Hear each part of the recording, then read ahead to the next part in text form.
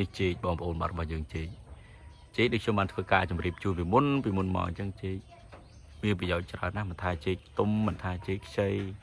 ឬក៏មិនថាជែក skill បាទជែក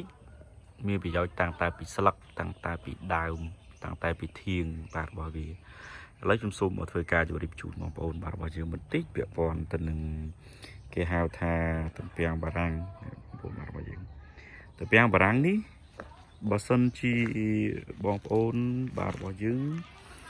តាមបណ្ដាប្រទេសមួយចំនួនដូចជានៅខាងប៉ែកអឺរ៉ុបអីឬក៏នៅខាងអាស៊ីកណ្ដាលមានប្រយោជន៍ណាស់នៅពេលយើងទទួលទានទៅមានប្រយោជន៍ច្រើនតាមផ្នែកសុខភាពអញ្ចឹងទំពាំងបារាំងនេះយើងពិបាកក្នុងការដាំបន្តិចក៏ប៉ុន្តែបើសិនជាយើងនិយាយដល់ចំណុចមួយវាក៏មិនលំបាករហូតដល់ថ្នាក់យើងរុញរាក្នុងការដាំទេសម្រាប់បងប្អូនរបស់យើងមួយចំនួនដែលគាត់ទៅពីការងារអីដូចខ្ញុំច្ដាំទៅពីការងារផ្សេងខ្ញុំអាចឆ្លៀតដាំនៅទំពាំងបារាំងនឹងហើយយើងទទួលបានផលល្អពិសាវាមានតម្លៃថ្លៃវាត្រូវជាមួយនឹងទីផ្សារការដាំរបស់វាគឺវាមានប្រយោជន៍សម្រាប់សុខភាពរបស់យើងហើយទំពាំងនេះគឺសម្រាប់តែសុខភាពទេបាទសម្រាប់តែសុខភាពហើយយើងបានរៀបចំដុសហើយយើងប្រើប្រាស់រយៈពេលយូរនេះជាក្របរបស់វាក្របពូជរបស់វានៅមានច្រើនបាទសម្រាប់នៅផ្ទះរបស់ខ្ញុំនេះហើយខ្ញុំដាំគឺតែជុំវិញផ្ទះរបស់ខ្ញុំទេនៅពេលដែលវាចេញផ្លែមកម្ដងចេញទំពាំងមកម្ដងបងប្អូនរបស់យើងតែងតែចាប់អារម្មណ៍រឿងមួយបាទវាមានអិញមកវាបាទនេះគឺយើងអាចប្រមូលផលបានហើយអិញវាប៉ុណ្ណឹងយើងអាចប្រមូលផលបានបាទគេថាអិញណានេះបាទអិញវាបាទវាមានប្រមាណអិញបាទឥឡូវនេះចំណុចខាងនេះមិនទាន់គ្រប់អិញទេបាទមិនទាន់គ្រប់អិញមកវាទេអាចនៅសល់ប្រហែលជាមួយចង្អាមទៀតមួយចង្អាមទៀតបានយើងអាចផលប៉ុន្តែចំណុចនេះគឺយើងអាចប្រមូលបានយើងអាចដកបានហើយបាទព្រោះវាគ្រប់អិញវាអាច21 22អិញច្រើនបាទខ្ញុំដាំនៅជុំវិញផ្ទះរបស់ខ្ញុំវាមានដំណាំច្រើនបាទយើងមានតាំងតែពីរនោងបាទមានដូចជារនោងនេះបាទមានរនោងមានអីផ្សេងបាទយើងក៏អាចទំនេរពីការងារឬក៏យើងអាចចំណេញនៅថវិកាខ្លះក្នុងការទិញម្ហូបទិញបន្លែពីផ្សារយើងមានបន្លែខ្លួនឯងនេះក្របពូជរបស់វាហើយពីដើមឡើយខ្ញុំគិតថាដាំទៅមិនដឹងថាបានផលប្រយោជន៍អីដែរដល់ពេលយើងបានទៅយើងប្រមូលផលបាទឲ្យយើងមានពេលវេលាគ្រប់គ្រាន់ក្នុងការថែរក្សាបាទជែកក្នុងសប្តាហ៍មុនខ្ញុំបានធ្វើការជម្រាបជូនបងប្អូនបាទរបស់យើងហើយឥឡូវយើងមកមើលអានេះតិចបងប្អូនបាទស្ដេចពពាយវាមានប្រយោជន៍សម្រាប់ផ្នែកសុខភាពបាទរបស់យើងបាទនេះផ្លែពពាយបាទវាមានផ្នែកសុខភាពបាទរបស់យើងបាទថាតូចឬក៏ធំទេណាបងប្អូនបាទរបស់យើងហើយពពាយនេះអត់ងាយស្រួលដាំក៏មិនងាយស្រួលបាទថែដែរវាសិត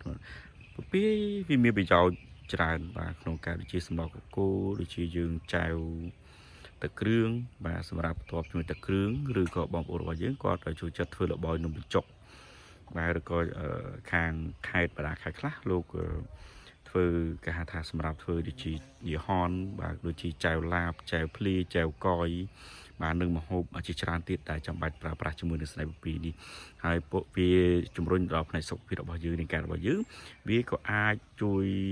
បន្ថែមនៅសារធាតុចិញ្ចឹមផ្សេងទៅដល់រាងកាយរបស់យើងផងដែរឥឡូវយើងនិយាយអំពីស្អំបងប្អូនរបស់យើងនៅក្នុងស្រុកខ្មែរមានច្រើនដូចជាស្ដាយនេះផ្ទះខ្ញុំដាំនៅពពួកស្អំនេះ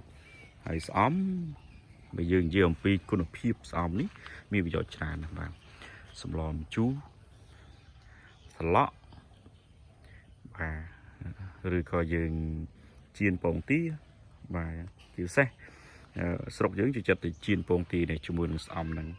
បាទហើយមានទីផ្សារបាទតម្លៃថ្លៃធ្នូផ្សេងគឺទីផ្សារស្អំមានច្រើនបាទច្រើនប្រភេទនៅក្នុងប្រទេសខ្មែររបស់យើងមានប្រយោជន៍ច្រើនណាស់ស្អំហ្នឹងបាទនេះបាទល្អល្វក់បាទនៅទីនេះផ្ទាល់តែម្ដង យើងនិយាយត្រាវបងប្អូនបាទយើងអាចដឹងត្រាវ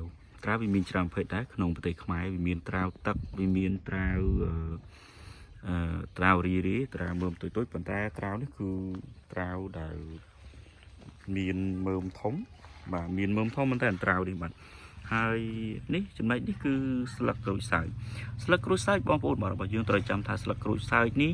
វាមានប្រយោជន៍ទាំងផ្លែទាំងដើមទាំងស្លឹករបស់វាបាទស្លឹកក្រូចសើចមិនត្រឹមតែជា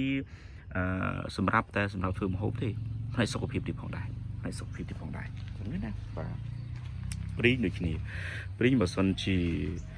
វាមានផ្លែមានអីមិនត្រឹមតែទទួលទានធម្មតាទេប៉ុន្តែយើងអាចត្រាំធ្វើជាឱសថឬក៏ស្រាសម្រាប់ផ្នែកសុខភាពរបស់យើងបើសិនជាយើងចេះប្រើប្រាស់ឬក៏យើងសាកសួរនៅវិជ្ជមនិតផ្សេងនឹងផ្នែកនេះផងដែរ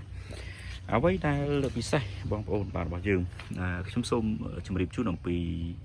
ស្ដៅនេះត្រួយស្ដៅបាទត្រួយស្ដៅនេះ